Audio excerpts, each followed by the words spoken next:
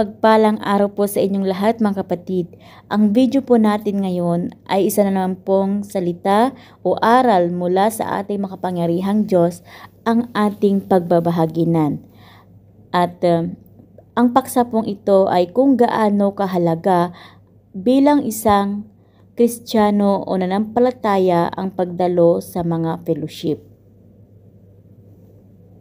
Bilang isang Kristiyano o nanampalataya, kailangan ba talaga natin itong gawin? Kailangan ba natin paglaanan ng oras ang pagdalo sa fellowship? Alam naman natin sa sarili natin na naniniwala tayo.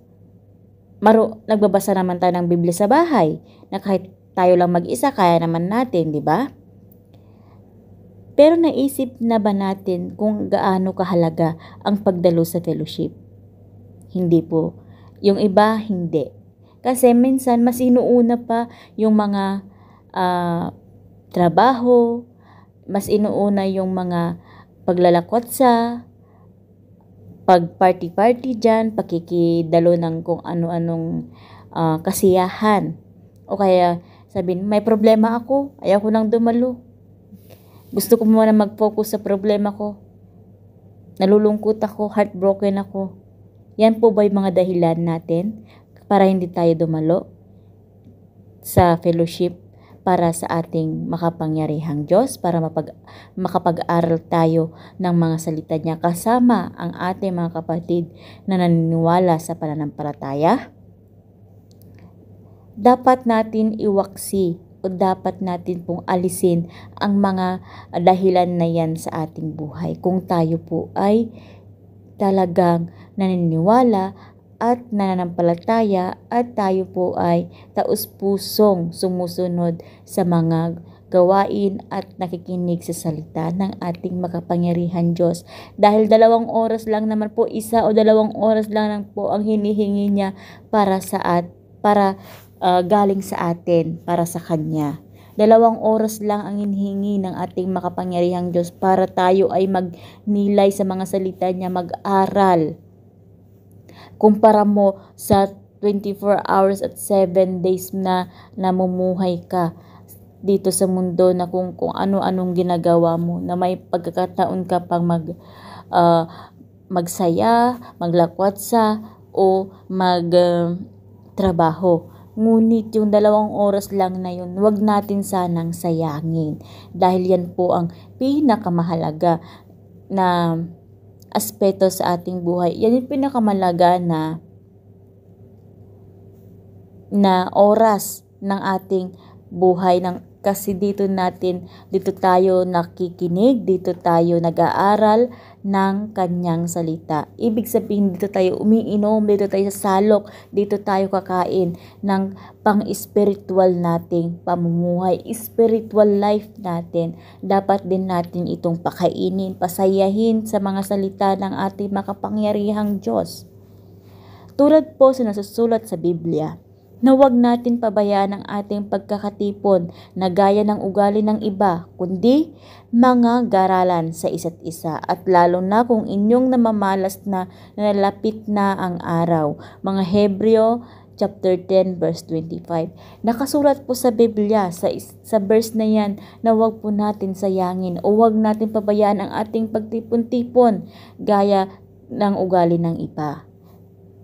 Kundi mag-aral tayo kasama ang ating mga kapatid sa pananampalataya, ang ating para mas lalo pa po tayong mabuksan ang ating isipan, ating puso sa salita ng ating makapangyarihan Diyos.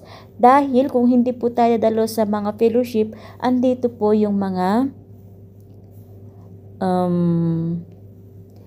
kahihinatnan na sinabi ng ating makapangyarihang Diyos. Sinabi ng makapangyarihang Diyos, mayroon ka lamang matatamo mula sa iyong pananampalataya sa Diyos. Kung ituturing mo itong pinakadakilang bagay sa iyong buhay, mas mahalaga pa kaysa pagkain, damit o ano paman. Kung naniniwala ka lamang kapag may panahon ka at hindi mo kayang ilaan ang buong pansin mo sa iyong pananampalataya, at kung palagi kang nakalublob sa katalituhan, wala kang mapapala. Mayroong ilang tao na ang paniniwala ay hindi kailanman kinikilala sa puso ng Diyos. Sa madaling salita, hindi kinikilala ng Diyos na mga tagasunod niya sila dahil hindi niya pinupuri ang kanilang paniniwala.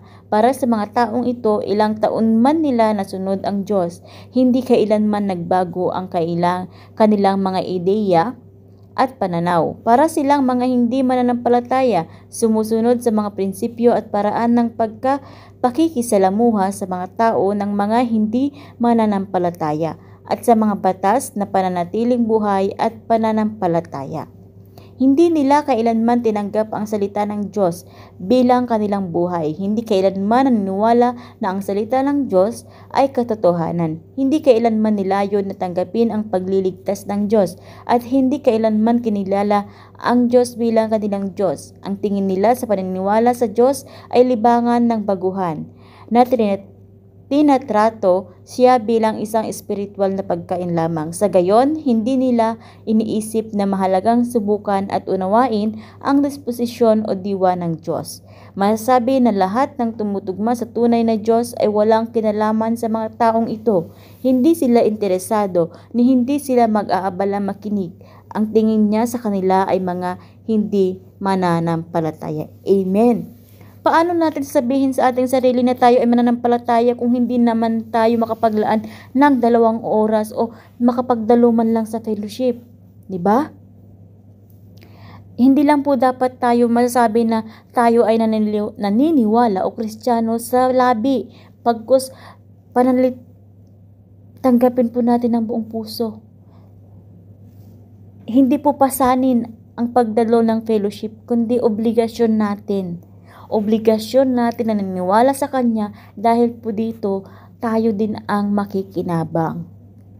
Kaya sa mga kapatid na hindi po dumadalo o kaya yung maraming excuses dyan na sa pagdalo ng fellowship, sana po maliwanagan po kayo sa ating binasa o sa aking ibinahagi ngayong video na salita ng ating makapangyarihan Diyos. Dahil kahit gaano po tayo kabisi, kahit gaano po tayo maraming trabaho, maraming pupuntahan na kung kung saan lugar o kung ano man ang laan natin na gagawin natin sa bawat araw, sana po wag po natin kalimutan maglaan para kay Jesus o sa mga salita ng ating makapangyarihang Diyos, dahil hindi naman po sasabihin ng ating makapangyarihang Diyos na kung tayo po ay tatawag sa Kanya